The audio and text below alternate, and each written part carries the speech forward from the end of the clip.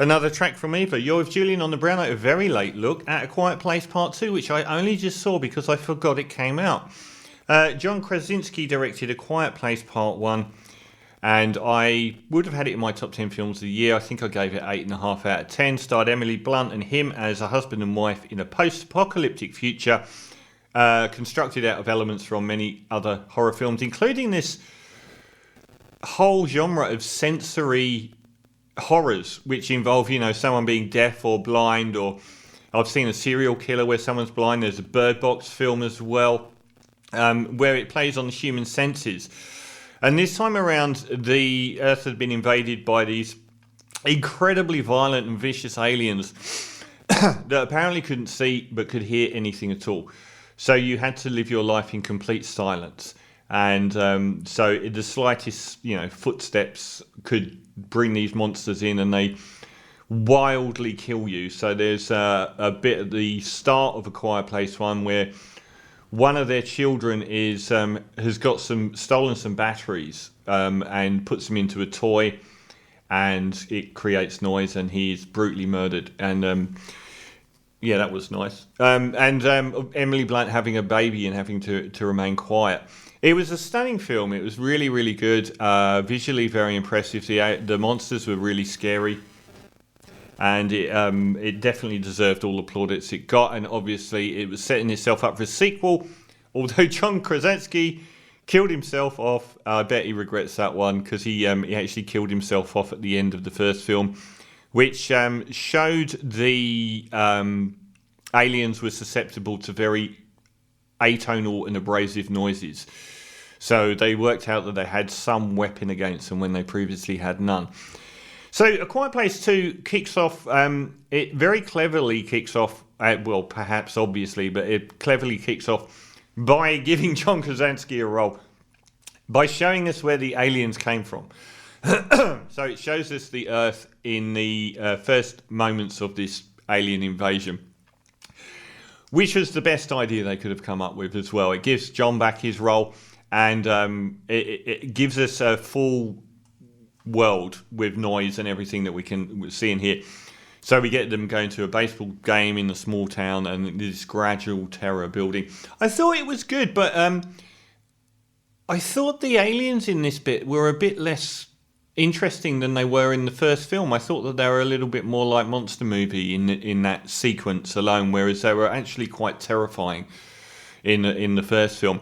And then we jump forward to Emily Blunt with her two children traversing the post-apocalyptic wilderness in a very sort of a trope that you've seen in numerous, you're coming across dangerous people and other people that might help you.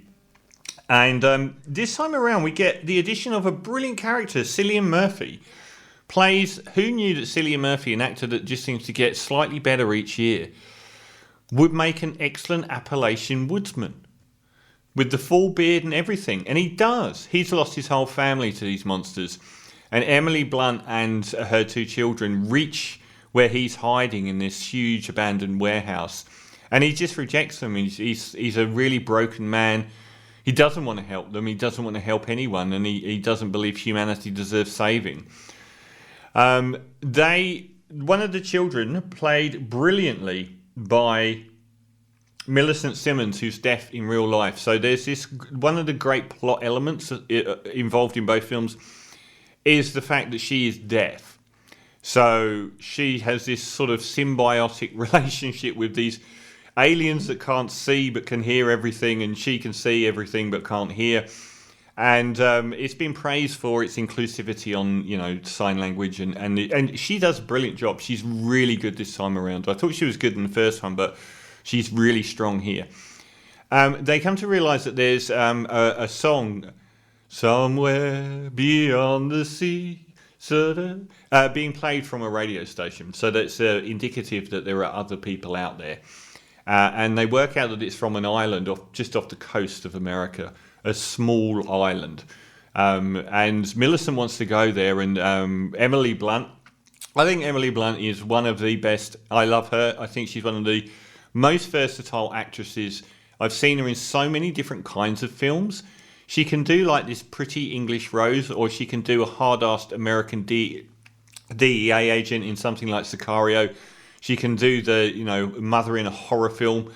She does it all. She's really good, and I've seen her in more diverse roles, I think, than any actress I can think. She did the sci-fi American soldier in Edge of Tomorrow, another film that is somewhat analogous to A Quiet Place and deserves its own sequel. I don't know why they haven't come up with that one yet.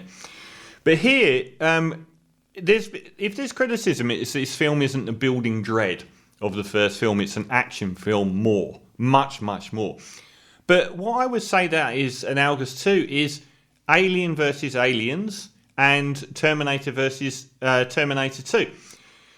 It isn't the same creeping dread horror. It is a lot more of an action-based film, but the action's really good.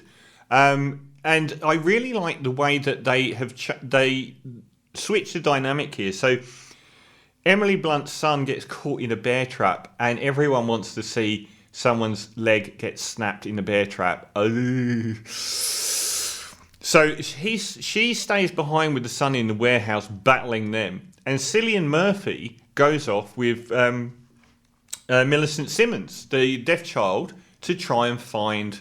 At first she runs away, and Emily Blunt convinces him that he has to go and find her.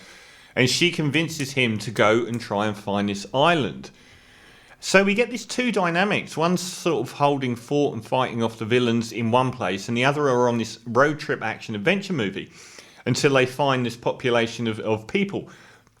I really like that dynamic of the film. I really like the way it split itself into two halves. I think that some people have complained that it lost what was special about the first film, but I like the fact that it wasn't a repeat of it, and I like the fact and also the fact that it was an obvious setup. It doesn't end.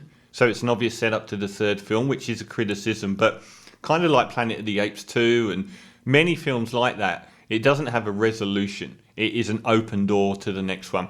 But I really appreciated that. I thought it was, I really I think when a film like that has been successful is when you really want to see the next one. And I really wanted to see where this one goes. It had gotten to a very dramatically tense point. So I thought this was great. I thought it was really, really well done. Cillian Murphy continues on in leaps and bounds, and I like the way they broadened it all out, even though it's an action film. So a very solid 8 out of 10 for A Quiet Place 2.